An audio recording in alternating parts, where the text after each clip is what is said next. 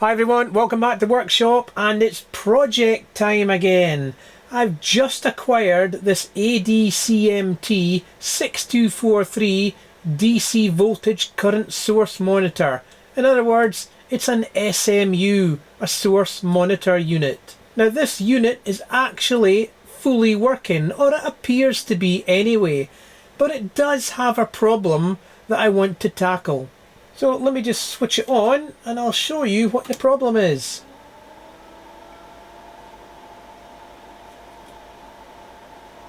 And you might have noticed it already. The VFD, the vacuum fluorescent display in this unit, is actually rather dim. Now I do actually have the workbench lights on, so it's probably a bit worse looking to you than it is in real life. But yeah, I think you can see that display is rather weak. And that's just too many hours on this VFD, and it's just gone dim like all of them will. Now the unit works perfectly otherwise. Maybe could do with a little bit of a calibration because it is very slightly out, but I can do that later on. What I'm going to do today is tackle this VFD. Let me point you to the back of the workbench there, where I've got my Advantest R6581T. I'll just adjust the camera so you can see it, and I'll turn it on. Now, this R6581T did actually have a VFD in it originally, and I did a project video changing it out for a TFT LCD, a rather beautiful LCD, and I managed to incorporate some colours on it as well. And it's actually much better looking even than the original VFD, probably when it was brand new. It's really nice to use as well. So what I did on the R6581T was remove the VFD, and then using my own design board along with an STM32 BluePill board and a converter board here, I managed to incorporate that into the R6581T and populate the window there with the lovely TFT digits. So I want to do the same with this ADCMT 6243, but what I'm hoping makes it much easier to do that is the fact that I think this VFD here is absolutely identical to the one inside the R6581T. You can see that there's actually three distinct rows. You've got the annunciators along the top, you've got the main digits along here, the large ones, and down at the bottom there you've got the auxiliary line. And those two rows there are all 5 by 7 pixels in size, and the annunciators are just individually lit. And if you look at the 6243, you can see that there's the auxiliary line there, there's the main line there, and the annunciators along the top. And in fact, A0 is actually lit at the moment, and there's A0 there. Now if I go into the settings on the 6243, the system menu, and go along to the display buzzer keyboard test and run it. I think you press the down button here, press the direct key. You can see the annunciators along the top there, and they're absolutely identical to the ones on the R6581T. So that's why I think we can do exactly the same modification, and possibly even the exact same software in my BluePill board here that sniffs the serial drive to the front panel board, can tap into that and display my own digits on my own TFT LCD. Now I haven't even seen photographs or videos of the internals of these units.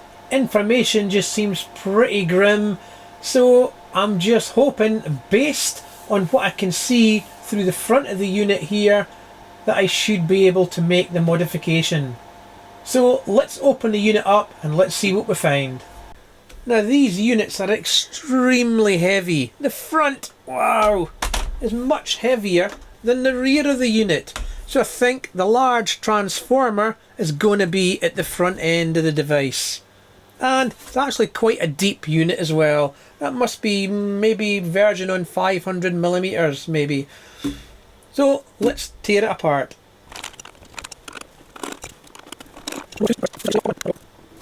Wow. And yep, we're inside. And there is the back of the display board there. And I tell you what, it's looking rather familiar. These are the VFD drive chips here. Then we've got two flat flexes coming off the display board. I think you can see one. And the controller chip at the far right hand side with its surrounding components. And I tell you, this area here is looking very, very similar to the R6581T. So I think we need to take the front panel off and see if we can get more access to that display board. Wow, I just can't believe how heavy this unit is.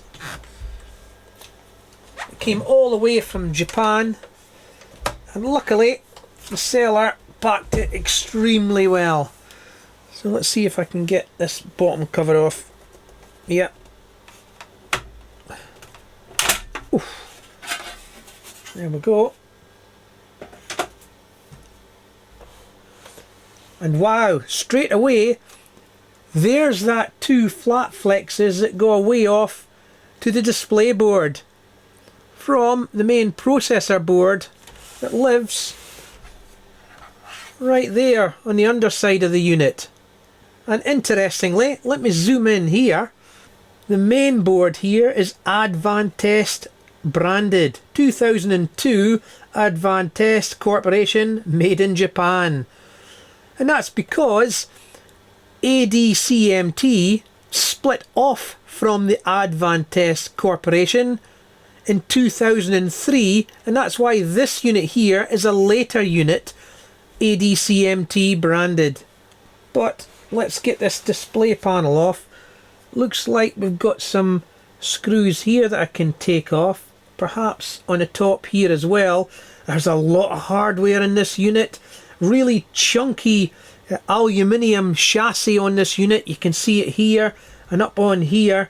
Anyway, let's get these screws out and see what we can do. Well, it looks like I just needed to take those side screws off because it is actually quite loose now. And there's just this front panel banana socket cables here on a connector here by the looks of it. So I should be able to pull that out to release it there so that I can fold the front panel down. So let's see if I can get that connector off. Yes, no problem whatsoever.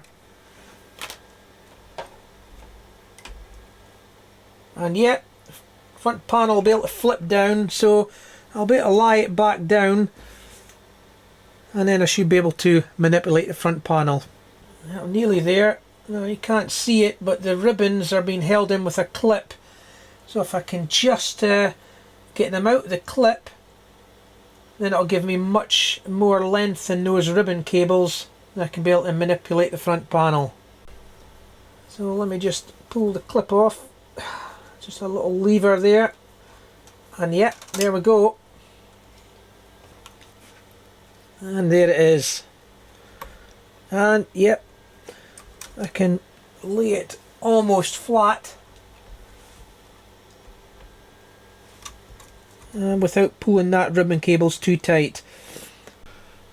Well, the next thing, I think I need to take out the display boards so that I can trace in and around the IC and see if I can pick up the same signals as was used in the R6581T.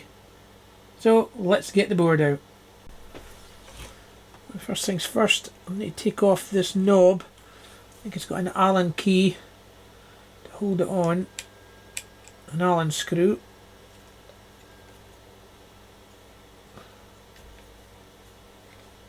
There we go. and then just some Phillips screws to take the board out. But first things first, let's get the ribbon cables unplugged. Can't go wrong putting them back in, so no problems there. There we go. And you can see the back of the rotary encoder there. Unusually it's exposed PCB. I don't think I've seen that before.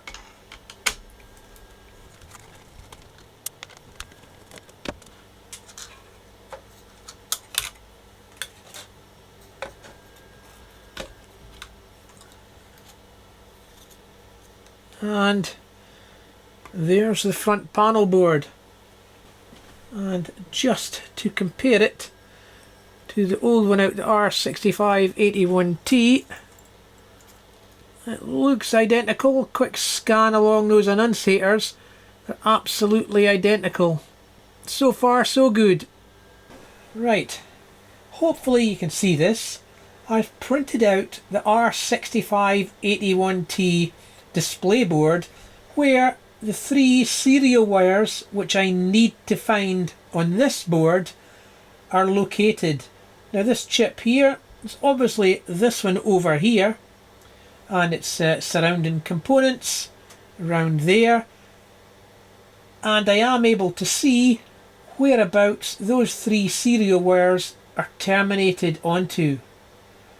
This one's pretty easy. The blue wire here, the V restart signal, goes onto this pin here, which is actually this corner pin on that IC there. And I've got this layout here orientated in exactly the same way as this chip here. So that corner pin there, that's it down there. The other 2 serial wires, the clock and the data, are actually terminated onto one side of R9 resistor in R10. You can see the R9 and R10 there in that little blow up there. The other side of R9 and R10 go away off to this same microcontroller.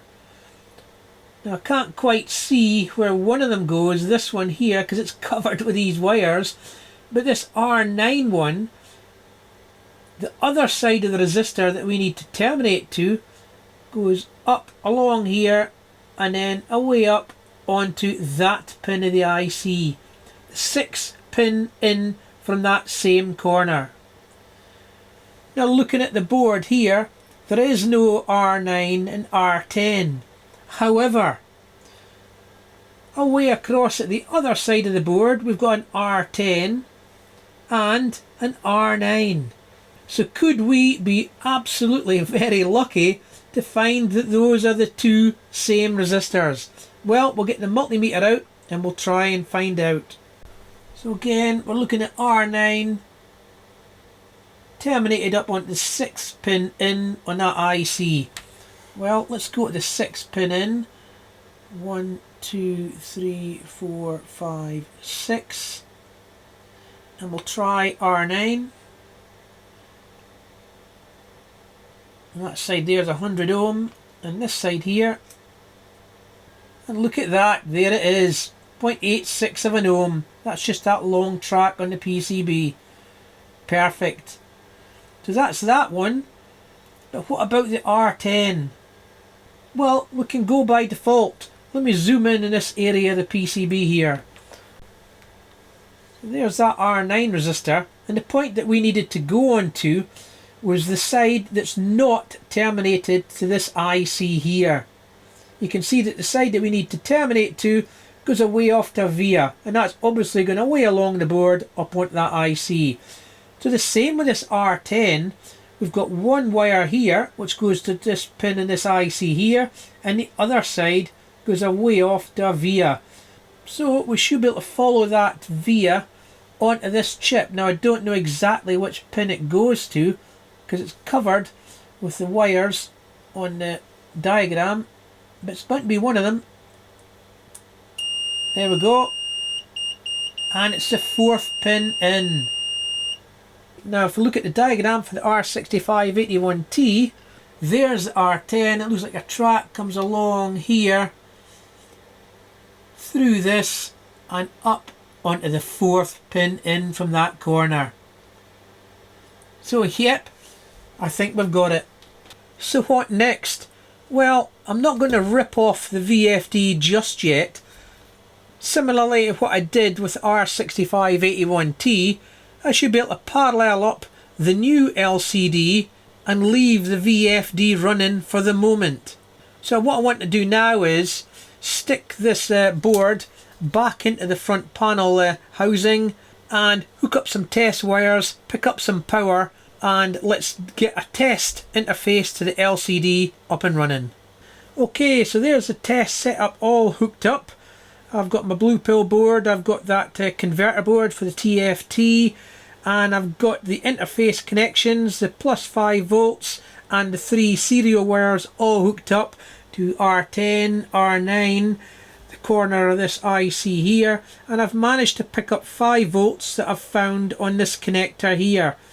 So now I'll just go ahead and put this display board back into the 6243 and try a power up, and let's see if we get anything on this TFT LCD with my R6581T software running on this BluePill board. So there's the flat flexes hooked up to the display board. One screw holding it in should be enough. So I'll just need to reorientate it slightly so that I can see the VFD and the TFT at the same time. Okay, ready for a power up. Here we go.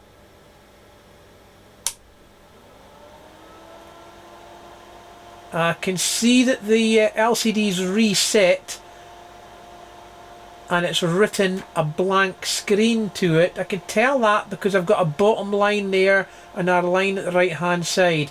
That's just the timing's not spot on at the moment because that is user adjustable, but I'm not getting anything on the LCD at all, and I'm definitely getting stuff on the VFD. So let's scope the 3 signal lines and just make sure that they look okay. Okay, let's go into the V restart signal.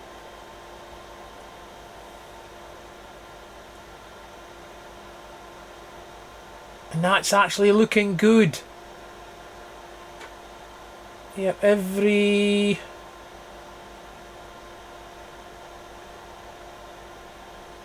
9 milliseconds or so I'm getting a very short pulse high. That's good.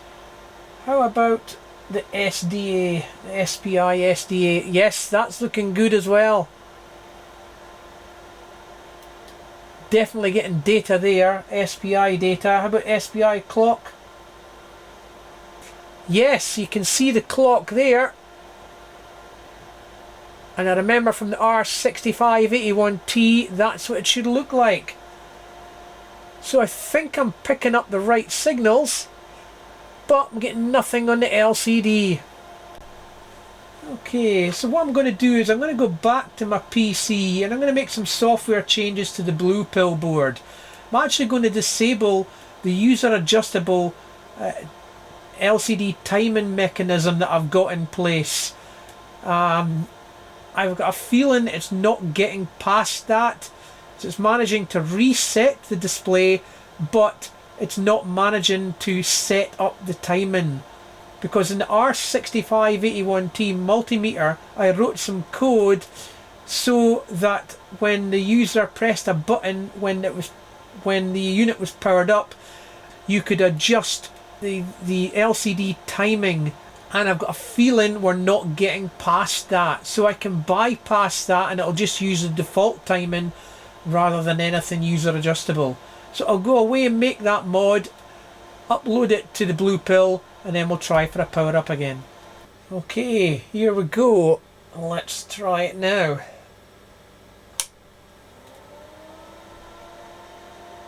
Yes! Yes! That's the power on self-test.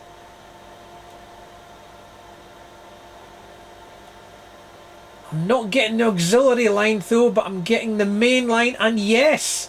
We're getting the annunciator, auto 0. Yep, that's set. And I'm getting IM on the main line perfectly. but I'm not getting anything on the auxiliary line along the bottom. I wonder why that is.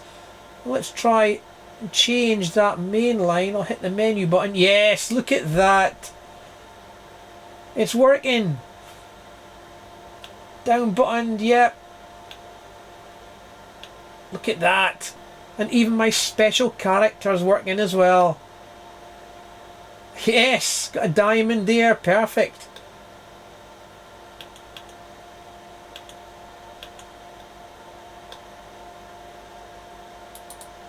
But the auxiliary line's blank. Not sure why that is. So I'll need to go back to the code and try and find out why. Right, I've made a software mode. What I've done is I've disabled the 1 volt mode. That was specific to the R6581T, where I interface to one of the buttons, reinterpret the 1000 millivolt mode and change it to my own 1 volt mode. I added a mode, effectively a 1 volt mode, just to the display. So I've disabled that because it had an effect on that auxiliary line. So let's power it up now and see what we get.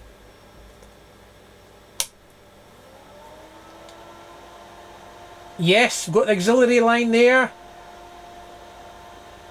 Yes, it's working. Got the right arrows going right across the screen as it does the self-test. And yes, HA01, yes, VS. And then I've got the millivolt setting. Yep, it's flashing that digit there because it's flashing there. And everything else looks great. Wow, it's working.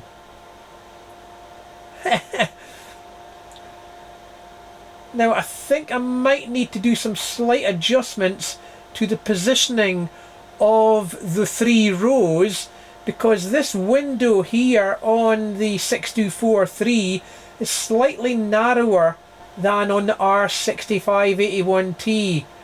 Even though it uses the same VFD, I made use of that extra real estate in that direction there to slightly make the 3 rows slightly wider apart than they would be normally. But we've got a narrower window here, so it looks like I'll just need to pull them in a little bit. But I won't do that until we get this LCD in the back of the actual display panel to see what it actually looks like. So I think I'll go ahead and do that now. So I'm going to remove the display board again. This will be quite tough because I've got wires and PCBs everywhere. And I'll try and put the display into position and we'll see what it looks like. Wow. Okay, I'll come back when I've got this set up. Right, unfortunately I can't get the camera facing it straight on. It's really dodgy how I've got all these boards hooked up and I'm holding one by hand and the other one by my clamp, but let's just switch it on.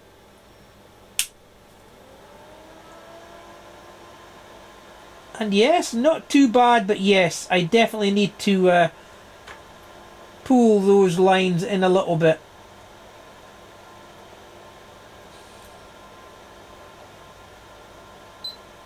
The main lines are okay. The annunciators, the main line, auxiliary line, they're actually okay. It's the splash screen that's the problem. But that is looking beautiful. Okay, so that's it powered down. I think the next thing I need to look at is designing a new board that will go in the back here that will position using some of the existing mountings in order to accommodate the BluePill board and of course the converter board.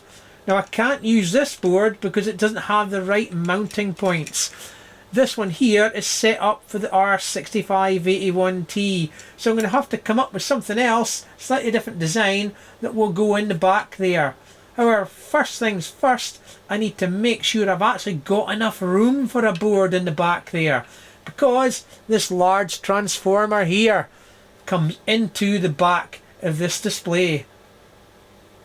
So I'll unsolder the wires and we'll take a look at that next. Well, looks like this is going to work out, because the transformer, I'm on the top of the transformer there, up to the top, and we've got just under 60 millimeters.